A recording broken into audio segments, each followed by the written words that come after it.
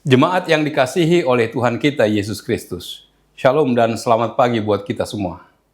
Sebelum kita mendengar firman Tuhan, marilah kita berdoa. Terpujilah namamu ya Allah di dalam Yesus Kristus Tuhan kami. Kami bersyukur di pagi ini atas anugerah Tuhan yang menyertai dan memberkati kami, serta memberikan hari yang baru bagi kami, untuk dapat melakukan segala aktivitas kami. Ya Bapa, kami ingin disapa oleh firman-Mu. Berfirmanlah Tuhan sebab kami siap untuk mendengarkan. Dalam nama Yesus kami berdoa. Amin. Firman kehidupan di pagi hari ini tertulis dalam Injil Matius, pasal 15 ayat 32. Lalu Yesus memanggil murid-muridnya dan berkata, "Hatiku tergerak oleh belas kasihan kepada orang banyak itu. Sudah 3 hari mereka mengikuti aku, dan mereka tidak mempunyai makanan. Aku tidak mau menyuruh mereka pulang dengan lapar. Nanti mereka pingsan di jalan." Demikian firman Tuhan. Saudaraku yang dikasihi Kristus, hari ini kita disapa oleh Tuhan melalui firman-Nya yang mengatakan, "Hatiku tergerak oleh belas kasihan kepada orang banyak itu." Ia mengatakan ini kepada murid-muridnya untuk menguji sekaligus menggugah rasa belas kasihan mereka. Ketika hendak mengadakan mujizat ini, ia memanggil mereka untuk datang kepadanya, membuat mereka mengetahui dengan baik apa tujuannya, dan membicarakannya dengan mereka. Bukan karena ia memerlukan nasihat mereka, melainkan karena ia hendak menunjukkan teladan kasih-Nya yang merangkum semua orang itu kepada mereka.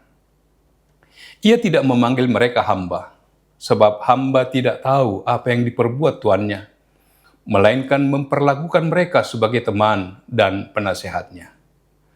Melalui firman ini, Yesus fokus pada belas kasihan-Nya kepada orang banyak yang sudah 3 hari mengikutinya tanpa makanan. Yesus memanggil murid-muridnya karena hatinya tergerak oleh belas kasihan, sebab dia tidak menginginkan orang banyak itu pulang lapar dan pingsan di jalan. Yesus melihat betapa berkobarnya semangat mereka, dan betapa kuatnya rasa kasih sayang mereka terhadap Kristus dan firman-Nya, sehingga mereka tidak hanya meninggalkan semua pekerjaan mereka untuk mengikutinya pada hari-hari biasa, tetapi juga rela mengalami kesukaran besar untuk bisa terus bersamanya. Mereka sekarang ingin beristirahat, dan tampaknya mereka di sini berbaring di lapangan seperti layaknya prajurit. Mereka ingin makan, namun tidak mempunyai cukup banyak makanan untuk dapat mempertahankan hidup dan jiwa mereka sekaligus.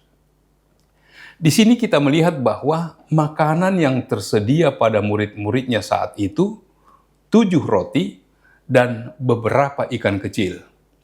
Ikan yang tersedia tidak sebanding dengan roti yang ada, sebab roti adalah makanan pokok. Ikan-ikan itu mungkin hasil tangkapan murid-muridnya, sebab mereka adalah nelayan. Adalah sangat menyenangkan jika kita bisa memakan hasil jerih payah tangan kita dan menikmati hasil kerja keras kita sendiri. Apa yang sudah kita peroleh sebagai berkat Allah melalui jerih payah kita, boleh kita berikan dengan cuma-cuma. Kita harus bekerja keras supaya dapat berbagi. Yesus bertanya kepada murid-muridnya, "Berapa roti ada padamu?" Sebelum Yesus mulai bekerja, ia ingin orang melihat betapa sedikitnya hal yang harus ia manfaatkan untuk bekerja, agar kuasanya dapat bersinar dengan lebih terang. Sebab yang mereka miliki cukup hanya bagi mereka sendiri. Itu pun hanya sedikit saja bagi keluarganya.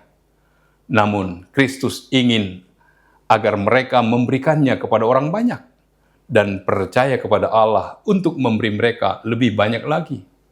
Murid-murid Kristus haruslah murah hati sebab Yesus, guru mereka, murah hati.